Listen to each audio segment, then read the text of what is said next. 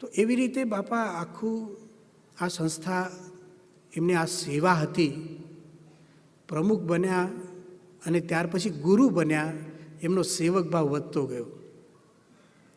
એમની નજર સામે શું હતું? શાસ્ત્રીજીમાં જ, યોગીમાં જ. તમે જો બધા પ્રવચનની અંદર એક નામ સતત આવતું હોય ને તો શાસ્ત્રીમાં જ, યોગીમાં જ. હવે હું તમને શાસ્ત્રીમાં જ, યોગીમાં શબ્દની વિશેષતા કહું છું. બાપાના ગુરુ શાસ્ત્રીજી મહારાજ છે. શાસ્ત્રીમાં ધામમાં ગયા પછી એ જે રીતે યોગી બાપામાં જોડાઈ ગયા છે, જોડાઈ નથી ગયા, એમને સતત યોગી બાપાને શાસ્ત્રીજીમાંની સાથે યાદ કર્યા છે. અને 2 ગુરુઓની કૃપા પ્રાપ્ત કરી, એમ બોલે છે. પેલી એક વિડીયો જોઈએ છીએ આપણે, બાપાને નોબેલ પ્રાઇઝની વાત કરે છે ને, તો સ્વામી આમ સભામાં જ બોલી ગયા છે સારંગપુરની અંદર કે મને ઘણા બધા કે નોબેલ પ્રાઇઝની વાત કરે. સ્વામી કે મને પ્રાઇઝના પ્રાઇઝ એક નહીં 2 ગુરુ મળ્યા છે. કેટલા કેફથી બોલે છે. આ બધું દ્રષ્ટિકોણ છે ને આપણે કેળવવાની જરૂર છે કે બાપા કેવી રીતે વર્ત્યા. કેવળ શાસ્ત્રીજી મહારાજનો મહિમા નહીં, એમણે યોગી બાપાનો મહિમા પણ એટલો જ રાખ્યો, અને એટલો બધો રાખ્યો કે આપણા જીવમાં નાખી દીધો. જીવનના છેલ્લા શ્વાસ સુધી એમને જો યાદ રાખેલા શબ્દો હોય ને તો મહારાજ સ્વામી, શાસ્ત્રીજી મહારાજ, યોગીજી મહારાજ. છેલ્લા 3 વર્ષની અંદર બાપાના જીવનની વાત જોઈ તો ઘણું બોલે ને સમજાય નહીં. હા બાપા અમે કરીએ સમજ્યા વગર, અને બાપાને સંતોષ થાય એવી ભાવનાથી.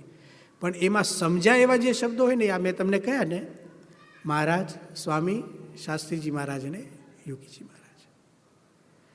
તો આ આખું એમને જ્યારે ગુરુપદે આવ્યા ત્યાર પછી જે એમણે શરૂઆત ઉપાડી, જાણે એમનું જીવન છે ને યોગીજી મહારાજના સંકલ્પો પૂરા કરવા માટે હતું.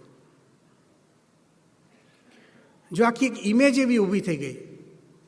દિલ્હી અક્ષરધામ બન્યું, અરે ગાંધીનગર અક્ષરધામ, તો કે યોગી બાપા વડલા નીચે સંકલ્પ કરેલો યોગી બાપા માટે.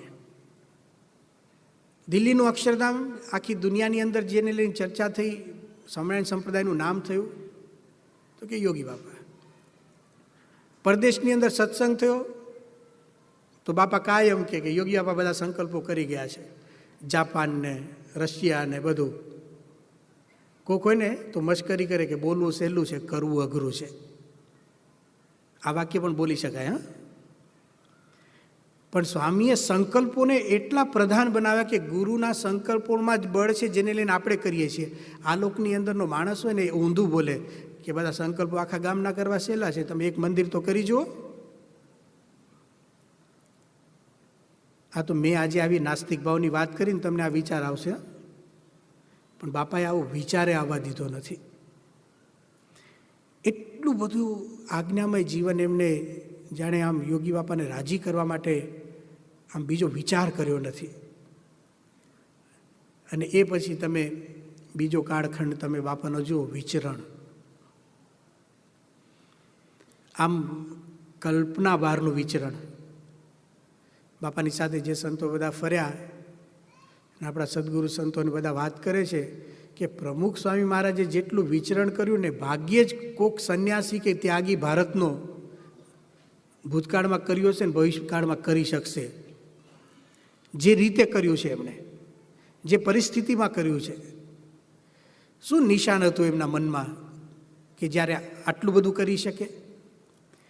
તો એમને એક વિશેષતા એ છે કે એમના નિશાન ક્યારે બદલાયા નથી. એ જે ધ્યેયથી પહેલેથી શાસ્ત્રી મહારાજના વખતથી જે ધ્યેય હતો, અક્ષર પુરુષોત્તમ સિદ્ધાંત, શાસ્ત્રીજી મહારાજ એની બહાર ગયા જ નથી. એના માટે જ વિચરણ કર્યું. બધું જ જે કંઈ આપણા ઘરે પધરાવણીઓ કરી, રાત દિવસ જોયા નહીં. લગભગ ઘણા બધા જૂના હરિભક્તો અહીંયા બેઠા છે. આમ તો બધા જ બાપાના લાડીલા ભક્તો એવું દેખાય છે અત્યારે. મોટા ભાગના હરિભક્તોના ઘરે છે ને બાપાએ પધરામણી કરી હશે. આંગળી ઊંચી કરો જેના ઘરે બાપાએ, જો કેટલા બધા છે. બાપાએ માથે હાથ મૂકે એવા હરિભક્તો કેટલા છે? લગભગ બધા છે. આ પ્રશ્ન તમે ભારતના ગામડામાં પૂછો ને જઈને, કોઈ પણ ગામડામાં ગુજરાતના, તો આ તો આપણી સત્સંગીની સભા છે, પણ બિન સત્સંગીઓ આવીને બેઠા ને એનાય હાથ ઊંચા થાય. આ પ્રાપ્તિના વિચારની વાત કરું છું, કેવા ગુરુએ શું કરી ગયા એનો વિચાર આપણે કરવાનો છે. આ જે બીજો કાળખંડ છે, યોગી બાપા ધામમાં ગયા પછી એમણે જે વિચરણ કર્યું ને, એમણે એમ નથી ધાર્યું કે મારે મારા સત્સંગી પાસે જવું છે, એમણે એમ ધાર્યું છે કે મારે આખી દુનિયાને સત્સંગી બનાવવી છે. કેવળ પ્રેમી ભક્તના કોડ પૂરા કર્યા નથી, એમને પ્રેમી ભક્તો જ બનાવ્યા છે.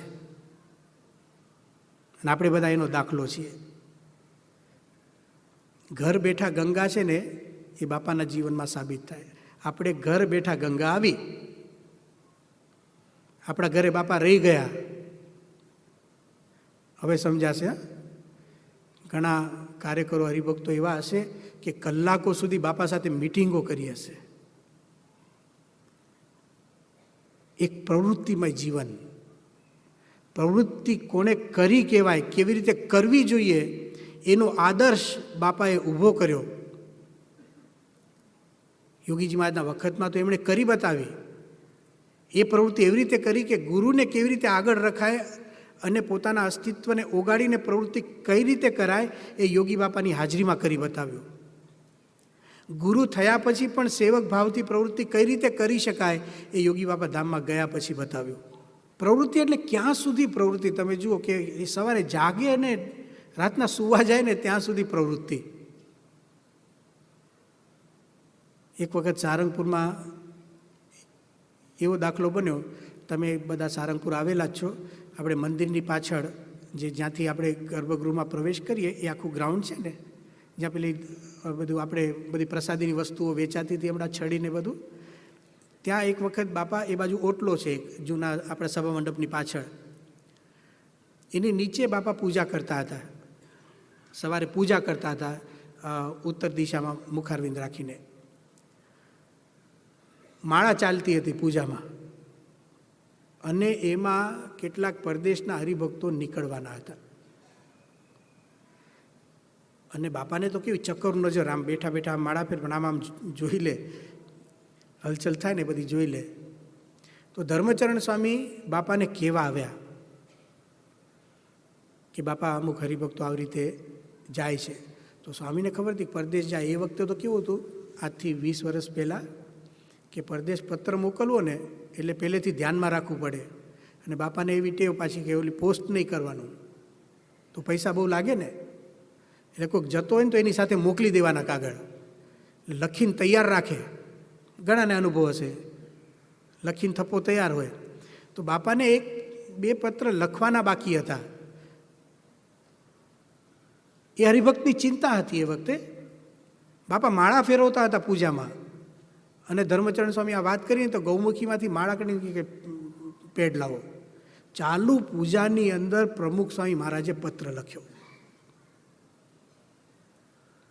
મને લાગે છે કે ભગવાનની ભક્તિનો આનાથી મોટો આદર્શ કયો હોય?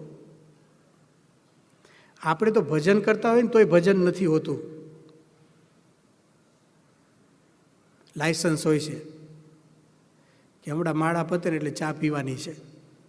ઘણા ચા પીને જ માળા કરતા હશે. અને ઘણાને આ પ્રસંગ સાંભળ્યો એટલે એમ કે બાપા પત્ર લેખન કરતા હોય તો આપણે ચા કેમ ન પીવાય માળા ફેરવતા ફેરવતા? એવી ભૂલ નહીં કરતા. સતત એ માળા ફેરવે છે ને, એમાં જેટલું ભગવાનમાં મન છે એટલું એ પત્ર લખે છે ને એટલું જ ભગવાનમાં મન છે. એ સેવા માને છે. એ આપણામાં હરિભક્તોની અંદર છે ને, શાસ્ત્રીજી મહારાજ, યોગીજી મહારાજને જુએ છે. જે તિથલની અંદર જન્મજયંતિમાં બોલ્યા ત્યારે ખબર પડી કે હમણાં મુનિએ જાહેરાત કરી, મુનિ એટલે નારાયણ મુનિ સ્વામીએ,